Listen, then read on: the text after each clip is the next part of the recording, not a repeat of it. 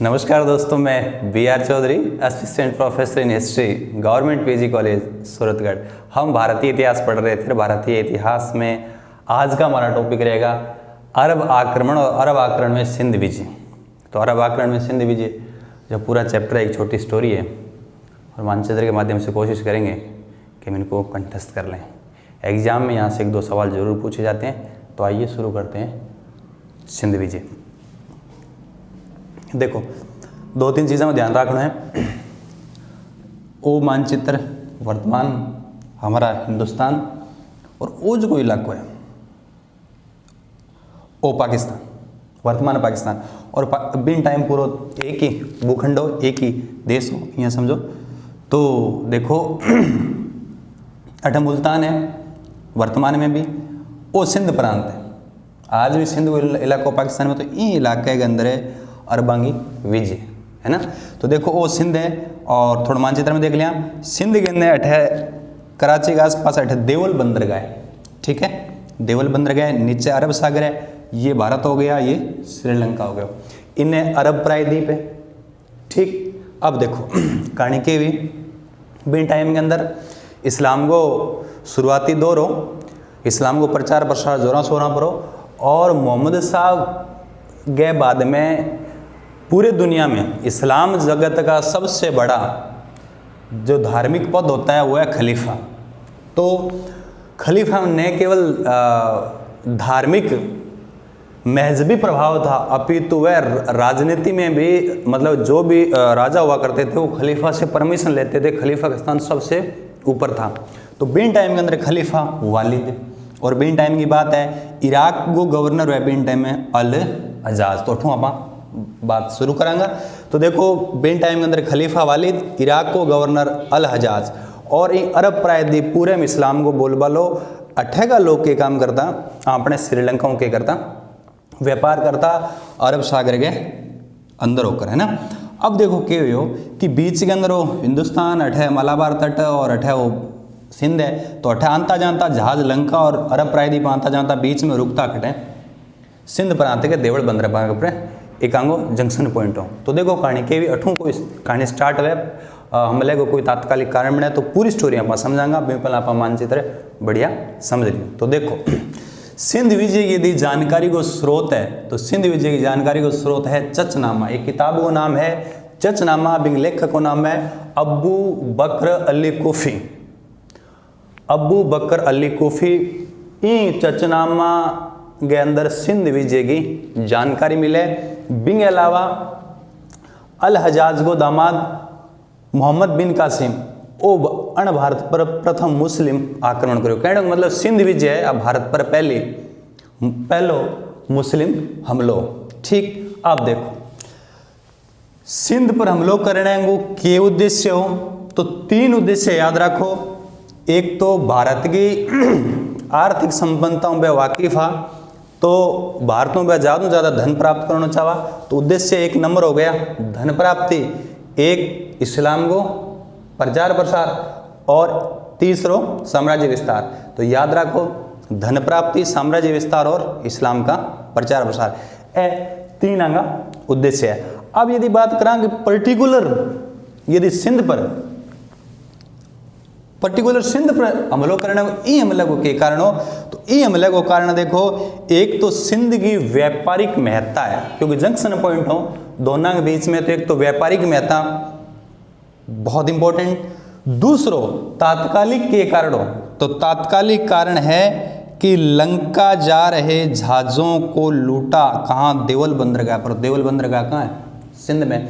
तो अनो बानो मिल गयो, तो तात्कालिक कारण है कि देवल बंदरगाह पर वो देखो जहाज है, ये जहाज ने लूट लियो लंकाओं आंता जानता, ठीक। अब कहानी के भी कहानी यहाँ भी क्या लंका आंता जानता जहाज देवल बंदरगाह पर रुक गया, तो इन्हें कोई समुद्र लूटा है, जहाज ने लूट लिया व्यापारिक जहाज आ, क्योंकि वो देवल बंदरगाह सिंध के अंदर पड़तो।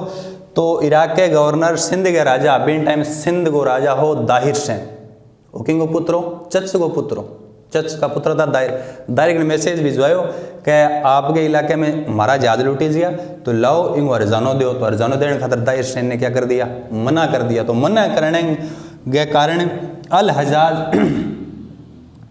2 अभियान करें। स्टार्टिंग में सेना दे के भेजे 2 बंदा ने, एक को नाम है उबैदुल्ला और दूसरे को नाम है बुदेल। तो अल हजाज 2 सेनापतियों ने भेजा पूर्व में। उबैदुल्ला और बुदेल दोनों ही कह रहे असफल रहा। तो असफलता के बाद में अणके काम करो। अल हजाज अपने दामाद मोहम्मद बिन कासिम ने भेजे कि जाओ सिंध के राजा दाहिर सेन को क्या करो, दंडित करो। तो मोहम्मद बिन कासिम जो दामाद है अल हजाज गोर, अल हजाज कुण इराक को गवर्नर, तो वो बहुत बड़ी सेना ले गयो, सिंध के अंदर एंटर करियो। तो स्टार्टिंग में इलाको जीततो गयो और छोटी मोटी झड़प चलती रही 1-1.5 महीने। बिंग बाद में आंगो लास्ट जो फाइनल युद्ध हुयो, वो युद्ध देखो क्यों हुयो, वो युद्ध हुयो रावर को युद्ध। और रावर का युद्ध कब हुआ? 712 ईस्वी में, और तारीख भी याद रख लियो 20 जून को। तो 20 जून 712 में मेन जो सिंध प्रांत में जो युद्ध हुयो रावर को युद्ध, एक तरफ दाहिर सेन है और एक तरफ कौन है? मोहम्मद बिन कासिम। अब देखो क्या हुयो, दाहिर की पत्नी को नाम क्या है? रानी बाई। तो भयंकर युद्ध हुयो, दाहिर सेन हाथी पर सवार हो गया, अचानक तीर छाती में लाग जावे, तो दाहिर सेन तो मारा गया। दाहिर सेन मरने के बाद में सेना में हताशा आ जावे और रानी बाई के कर ले? जोहर कर ले। और वो जोर भारत के इतिहास को पहलो जोर है, रानी बाई का जोर। और रावर के युद्ध में कौन जीत गया? मोहम्मद बिन कासिम जीत गया। अब 2 जीवित पुत्री पकड़ लिए कण मोहम्मद बिन कासिम, पुत्र नाम के हो सूर्य और परिमल। ए बहुत ज़्यादा सुंदरी। तो अणा ने मोहम्मद बिन कासिम खलीफा वालिद खातर भेज दी, गिफ्ट देने वास्ते इन टाइप में बन भेज दी। लेकिन भाई सूर्य और परिमल देखो कि अपने पूरा परिवार खत्म हो गया। मोहम्मद बिन कासिम से लड़ाई करता मतलब मोहम्मद बिन कासिम उसके पूरे परिवार को खत्म कर दिया। तो आज सूर्य और परिमल सोचो कि मोहम्मद बिन कासिम का अपने क्या लेंगे? बदला लेंगे। तो दोनों ने भेजी बड़े खलीफा गन। तो यहाँ षड्यंत्र करो, प्लान बनायो, इसको मरवाना है, किसको? मोहम्मद बिन कासिम से बदला लेना है।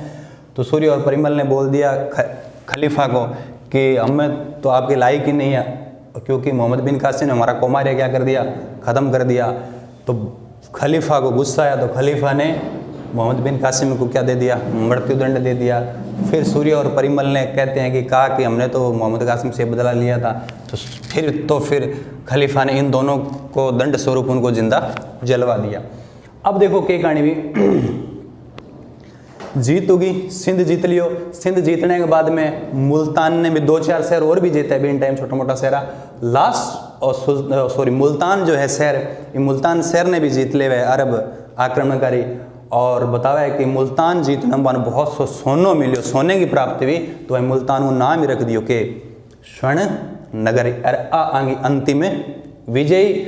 और बिंग बाद में विजय करने के बाद देखो कि जितो भी धन मिलियो 1/5 तो भेज दियो घटे अल हजाज के पास, कि तो 1/5, तो 1/5 तो घटे भेज दियो अल हजाज के पास, और बाकी का सेना में उन्होंने बंटवा दिया।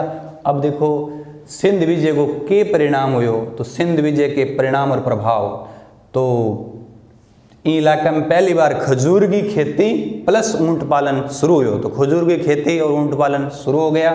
बिंग अलावा दिरहम नाम का सिक्का इस इलाके में चलाया गया। बिंग अलावा पहली बार भारत की भूमि पर पहली बार जजिया कर वसूला। जजिया कर क्या था? गैर मुसलमानों से लिया जाने वाला एक धार्मिक कर था जजिया। तो भारत में पहली बार वसूला किसने था? मोहम्मद बिन कासिम ने सिंध प्रांत से। बिंग अलावा अपने हिंदुस्तान का जो पंचतंत्र है, ब्रह्म सिद्धांत है और खंड खाद्यक सिद्धांत है, अंगो अरबी भाषा में कहो अनुवाद हो। तो वो अंगो परिणाम और प्रभाव रहे हो। बहुत सिंपल है, सिंध विजय कर ली भाई, लेकिन लंबे टाइम तक आगे जीत चाली होनी। कुछ समय बाद मोहम्मद बिन कासिम की मृत्यु होने के बाद सिंध के लोगों ने वापस अरबों को यहाँ से खदेड़ दिया। मतलब सिंध विजय का जो परिणाम और प्रभाव अल्पकालिक थे, और यहाँ के लोगों ने वापस खुद ने क्या कर लिया? सत्ता प्राप्त कर ले। तो ये था अरब आक्रमण और अरब आक्रमण में सिंध विजय। उम्मीद करता हूँ कि ये टॉपिक आपको अच्छे से कंठस्थ हो गया होगा। मिलते हैं नेक्स्ट वीडियो में बहुत जल्द। Thank you.